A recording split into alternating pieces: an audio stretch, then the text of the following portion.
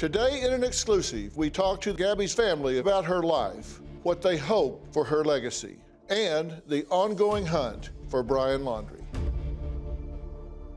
Well, thank you guys for sitting down. So everyone knows, I've introduced the audience to Joe, to you, and Tara. You're Gabby's biological father, and you're the stepmother, but you have been involved in Gabby's life since she was 1? Since she was 1, yes. Yeah, so you've been very active in her life. Yes. And then, Nichole, you're the biological mother. And Jim, you've been involved how long? Since she was 2. Since she was 2. Yeah. So everybody here has been involved parent-wise for really her whole life. Yeah. And also, I want to introduce Richard Stafford. You're the attorney that has helped these guys navigate this very difficult terrain. And I want to say Richard has been terrific to work with, so thank you very much for taking your time to be here. And thanks for all you're doing for these guys as well, because this is a difficult time, and to have someone objective that kind of stays on top of everything takes a huge load off of them. Would you guys agree that he's... Yes. Absolutely. It was unreal. So he's done a tremendous job for us. Stepped right up. Yeah, so Thank you. We appreciate you and appreciate your being here. Joe, let me start with you. When you and I last spoke, which I was sorry for the occasion, but have to say I felt an immediate bond with you, just kind of dad to dad and man to man. At that point, we didn't know about Gabby's fate. No. And since that time, tragically, we do know her fate. We know that she's gone. And I think when we talked, you and I, we pretty much knew that the chances were pretty slim that it was going to be a good outcome. I wasn't naive to the fact, and we were just hoping, of some type of scenario that was just wild but we still had a job to do. We had to find her, we had to bring her home, and we completed that task, so. And how did you learn the news? How did it actually get to you that she had been found? Jim was in Wyoming. He's the one that was there, and I guess there was some clothing that was identifying and stuff, and. But was it Jim that called you? Yeah, We got on a conference call. Yeah, we've all of you did? Yep. So I was in Florida, Nikki was in New York, Jim was in Wyoming. Like, we tried to strategically place ourselves to best suit what the FBI was asking for, and like I said, we've always been a team. So Jim was there, and when they found her, they had some identifying stuff, and Jim got on a call with us, and that's when he told us. And Jim, you had gone to Wyoming and stayed there because you felt like she was going to be found there, and you felt like somebody needed to be there. Yeah, it was just something, deep down that I knew she was there, and just going off the information that we had, we felt that somebody had to be there, and I said right away that I would go, and we felt we needed to put our family out there so we could show that we're here trying to do what we can. When you were there, where were you when they found Gabby, and how did they tell you? We received a call from the FBI that they had some information that they wanted to share with us, and the hotel we were in was very gracious to accommodate us, and they gave us a conference room quite a few times to meet in with some privacy. There was the 2 people from the FBI that had called, and we could see out the front window, and I saw basically the one agent coming in pretty quickly, because they wanted to speak to us before it got out, and they wanted to make sure that we were notified, and we were aware that they found remains consistent of what they believed to be Gabby before we heard it from anybody else. And when did they show you the article of clothing? They described a piece of clothing to me that matched one of her favorite sweatshirts that we knew was hers. So at one point they presented you with some identifying information so you could verify that it was Yes. her. If I can add, it was from a local shop, It was a so that local we show. knew it was her. It was her. Yeah. And there was at least 4 people in that area that were missing around the same time. One of those persons actually has also recently been found, but there was another girl out there who would closely match the description of Gabby, so that's why they wanted to be very careful about saying we found remains and before the coroner can positively identify. So you had to make this call to Nikki, her mother, and Joe and Tara. Yeah. That had to be the hardest call of your entire life. Yes, we were all crying in the room. You know, couldn't believe it because we were holding out for hope. I knew what we were potentially going to find when we came here, and I felt that it was my responsibility to make that call. And I was able to compose myself, and we got everybody on a conference call, and I was able to relay it to everyone. Nikki, what did he say to you when you were on that call? What do you remember? He said that they found remains. And we knew it was Gabby. Even though we were hoping it wasn't. It was the hardest thing I've ever had to listen to, and it didn't hit me right away, and for a few seconds. But I knew she was gone. As a mom, I knew she was gone. You're just instinctually, you knew. Mm-hmm. And at what point did your mother's intuition tell you that she was gone? I didn't want to admit it, but I felt it the night I found out the van was in Florida on the 11th. I felt in my heart that she was gone. Just you knew then. Tara, what went through your mind when you heard this? At first, I didn't want to believe it. I think my body just went into shock. It took me a minute, and then just you break down. You just fall and cry and just, it's horrible. It's just horrible, horrible, horrible. Because you have all this hope that maybe she will be found, and you know that it can happen, and it's horrible. At that point, it hits you, and then the questions start pouring. You know, how did this happen? Why did this happen? What could have been done? You know, what did you miss? You start asking yourself a million questions, of course. Mm-hmm. What did you say to yourself, Joe? You know, listen, I can Monday morning quarterback this all day long.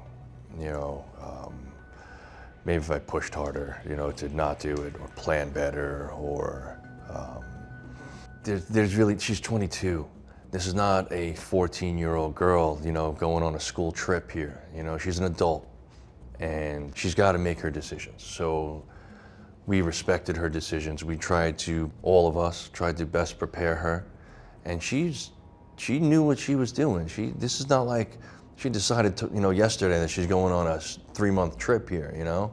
She planned this for a while, for like a year and a half, and that made me feel more confident. And anything that I think about in terms of changing it, it's just gonna make me go down that rabbit hole, and that's just not gonna help me either. I mean, you can play what if we'd done this, what if we'd said that, what if we'd done this, what if we'd have seen that. And that is a rabbit hole, and it's a bottomless rabbit hole. There's no way you can ever come up with enough answers to satisfy yourself. At this point, you still don't know exactly what happened, right? You still don't have the results of the autopsy at this point. You don't know how this happened. No. Is there any doubt in your mind who caused her death? We've been told by the FBI that it's a homicide. Yeah. I'm not gonna say, to be honest. I'll leave that for the authorities and stuff to figure out, but she's gone. And to me, and I'm not gonna speak for everyone here, but to me, I need to find meaning behind it. It can't be in vain. It can't be a meaningless death. I won't let that happen. I'm not gonna let him take her name in vain. So I got to find some good, some positive things that have come from this. Because otherwise I will go down that rabbit hole, and I can't have that happen. How do you feel about it? I'm angry. I know who the last person was that was with her. I can't point fingers until we know for sure, but. Well, let's talk about what you do know for sure, because we don't know what happened, but we do know that Brian Laundrie came home in her van without her and didn't tell anybody. That's a fact. I mean, that we know. He didn't call you. No, he didn't call tell you. us. He didn't tell you guys. I don't know if he told anyone, but he didn't tell us. That's what I'm saying. The four of you here, he didn't tell anybody here. As far as we knew, our daughter was camping in. We don't know what happened, but we do know that Brian Laundrie came home in her van without her. How do you square that in your mind? Is that why you're angry? Yes. I mean, obviously you're angry that she's gone, but and you don't know what he did or didn't do, but you do know that he came home without her and didn't tell anybody. It's infuriating. We deserve answers. You do deserve answers. And to pretend that that's not infuriating is disingenuous, of course. And you do know, at least his parents have said he did come home. None of you saw him in the house, but you know his parents said he came home.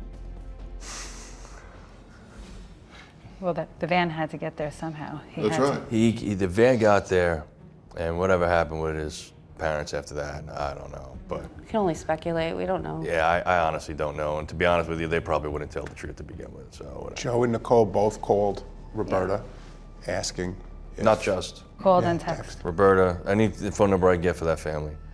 There were a couple numbers for the Police mom. officers called her. Detectives called her. But you all called. Yes. Oh, we You called. called, Yes.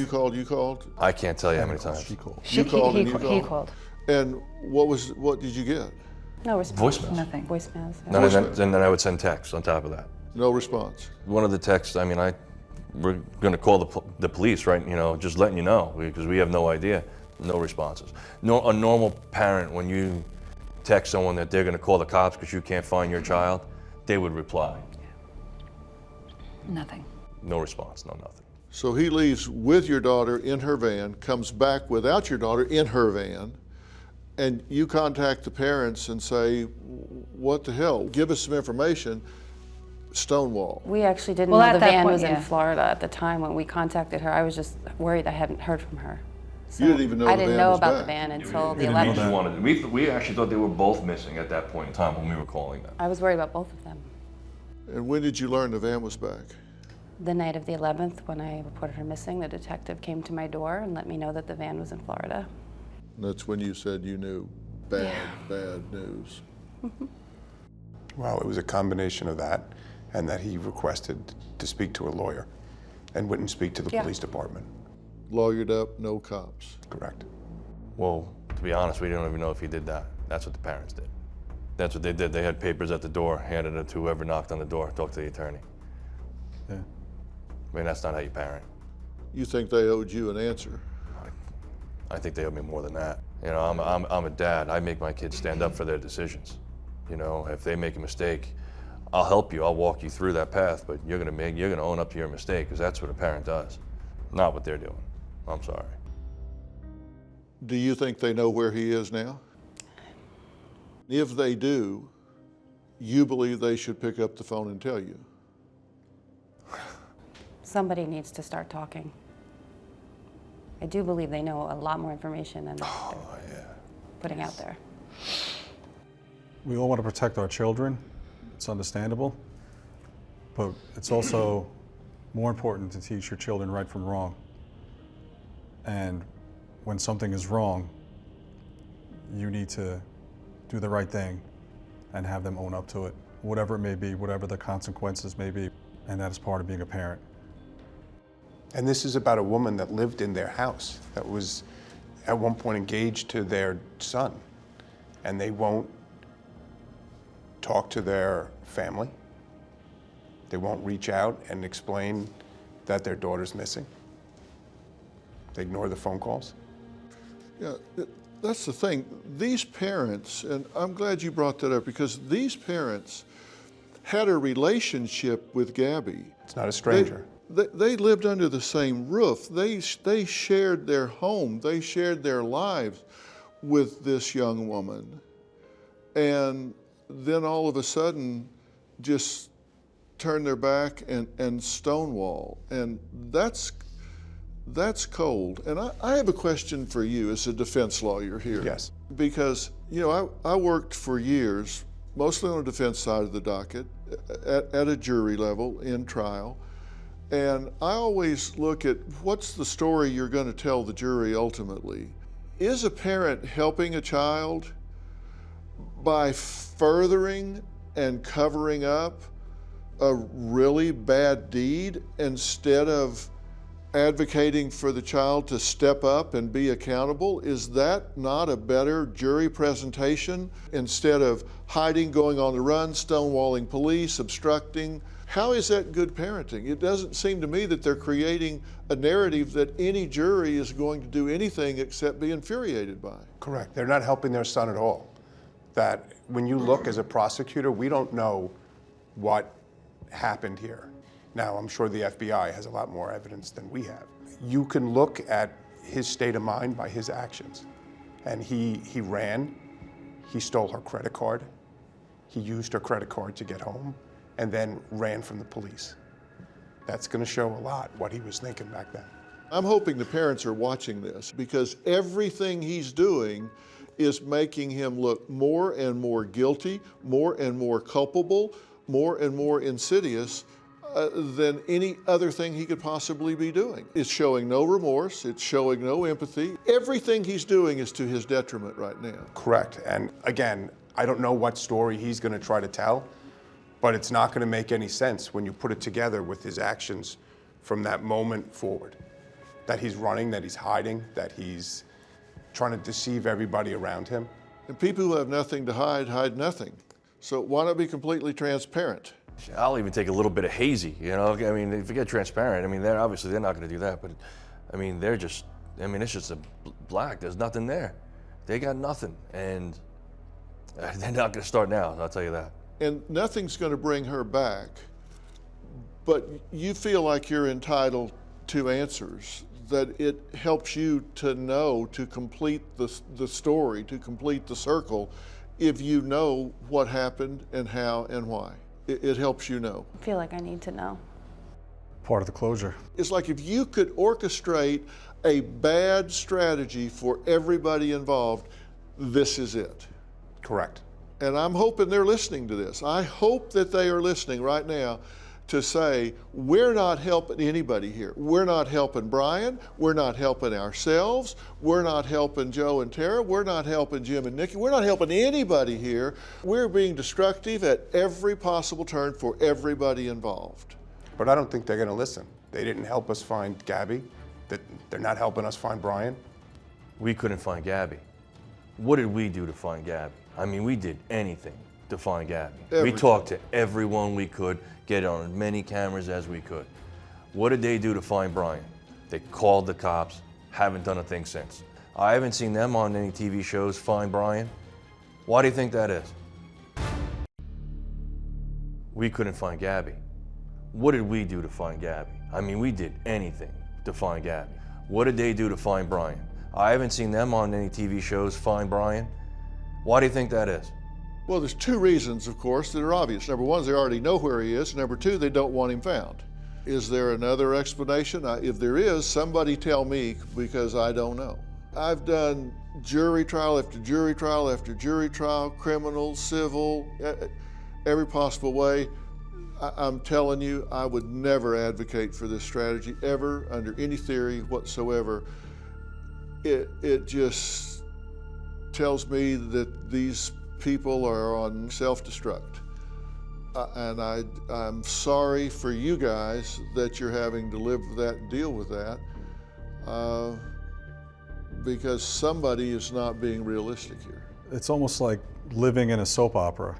Like it's just a bad show. Like you don't think things like this would happen in real life.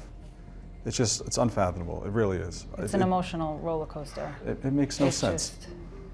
Our emotions are already all over the place, and now this just it plays with them. And they have the key, and then Oh, they threw the key away. they The just, key, you know. they don't care. Let me ask you guys for your opinion, and you have an opinion, and you're entitled to it. I think at first, many people thought that Brian was so distraught that he went off and killed himself, took his own life.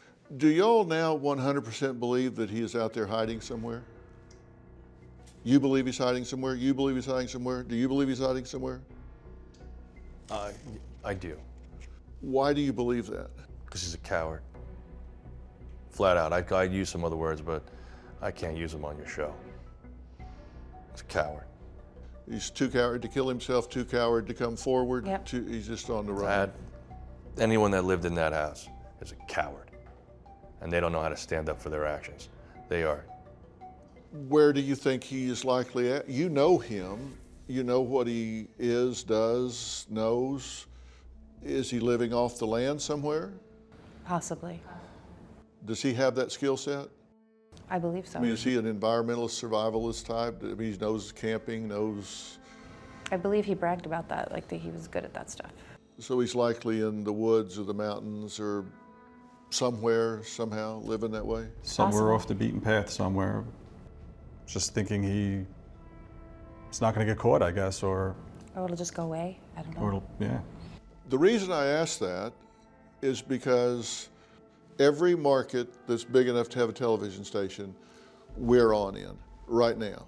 So if everything that we can say that helps people to know where to pay attention helps. So knowing that he does brag about being able to camp and fish and live in the woods and off the land and stuff like that, people have cameras up. You got millions of eyeballs and cameras. It worked with Finding Gabby. Yes. People go on these trips, people take photos, videos, and you might not be aware of what is in the surroundings behind you because you're focusing on that picture that you want to take. Yeah. But a lot of these people went back and looked into these things, and that's when they found a video, or they found a picture, or they remember something. The same thing can apply here. Problem is, we don't know where. Again, it goes back to the same problem we had last time. It could be anywhere. They had such a head start because they didn't pick up the phone, so they got up. Which is why everyone needs to pay attention. Yeah. North Carolina authorities are investigating calls that Brian is hiding on the Appalachian Trail. Do you think he's capable of doing that? Yeah, some of the trips that they took before this, they did camp and hike along the Appalachian Trail, especially in that region. They're very familiar with that area. And that was one of the things that we kind of worried about before this trip was in the Appalachian Trail. So you always hear different stories about things that happen there and how really desolate it is in certain areas. And that was always a concern of ours. She always came home safe. She She'd go always for came 3 home or 4 safe. days, and then they'd come home and they were But fine. they are familiar. He is familiar He's with very that area. familiar with it, yes. If he's watching this and stranger things have happened, what would you say to him if he's watching this right this minute? This is where I should wash my mouth, right? Turn yourself in. Turn yourself in. Turn yourself Turn in. yourself in. Turn yourself in. Why? We want to know the truth. Because if you truly loved her, you should turn yourself in. You're only making it worse for us and for himself and for his family. Let us have some closure. Let us come to an end to this tragic period and just move on and be able to remember Gabby for all the wonderful memories we had with her and not looking at a TV screen every day wondering if he's going to be found. Just turn yourself in. That's damn good advice. And Brian, if you're listening to me right now, let me tell you something. You may have done the wrong thing then. Do the right thing now, because you're not helping yourself at this point. You are alienating more people, and when you're in a hole, stop digging. They're not going to stop looking at you. I got a big platform and a big mouth, and I am not letting this go away. I don't care what your mother's telling you. I don't care what your lawyer's telling you. Do the right thing and turn yourself in right now. Fair enough? Well said. Yes. Better than I could say. He can't change what he did back in Wyoming, but he can change his actions now. Exactly. And that can have an effect. It can't give you Gabby back, but it can change the course of where you go from here. And we got a plan for that. You all got a tattoo to honor Gabby. Several, actually. Yeah. Well, let's talk about that a little bit. Let's share that with. And I see here that you've all got on your arm, "Let It Be." Yeah. Yeah. So let's talk about this one first. Why "Let It Be"? Well, it's kind of like her slogan, you know. She's a big Beatles fan, and you know, she tried not to harp on things, you know, like, all right. And that's exactly where she had it on her. You know? Is that right? Yeah, that's where she had all of them were Where her she had them. tattoos.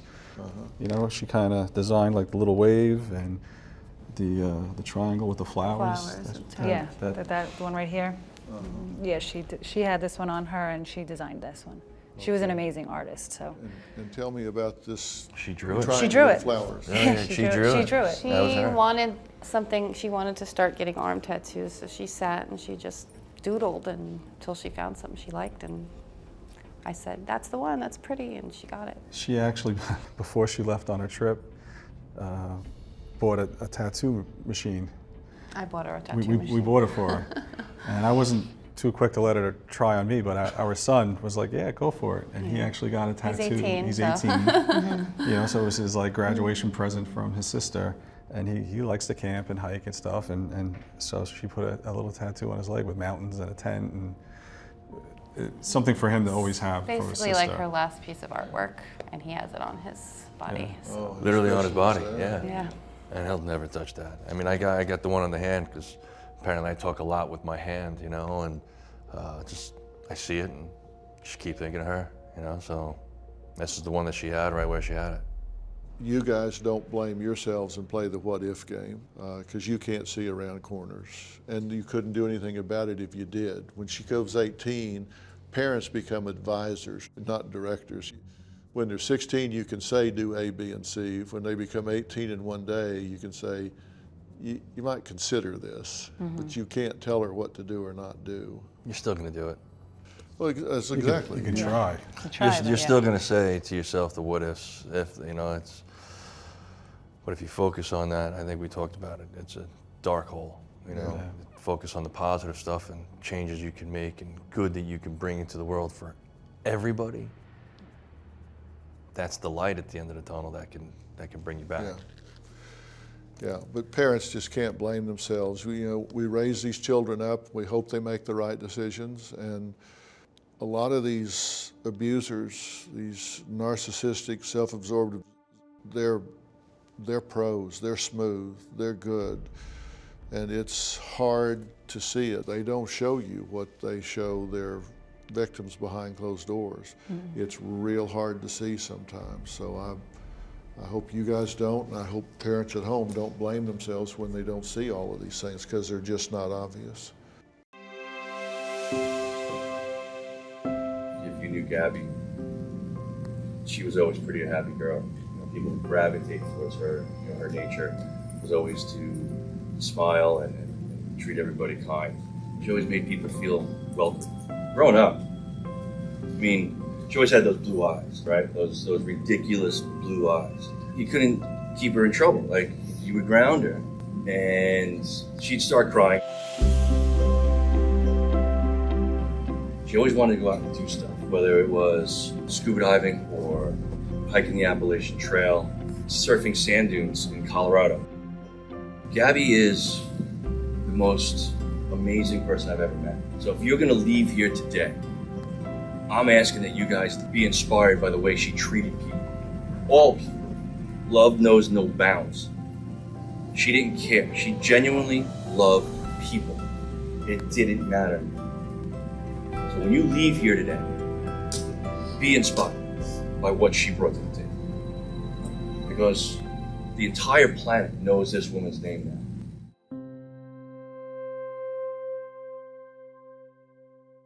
Unfortunately, we're out of time today, but there is a lot left to discuss with the family of Gabby Petito. A Dr. Phil exclusive. She's gone. I'm not going to let him take her name in vain. The first ever sit down with Gabby Petito's parents. Somebody needs to start talking. Is he living off the land somewhere? Does he have that skill set? He bragged about that, like that he was good at that stuff. New Dr. Phil. Check your local listings.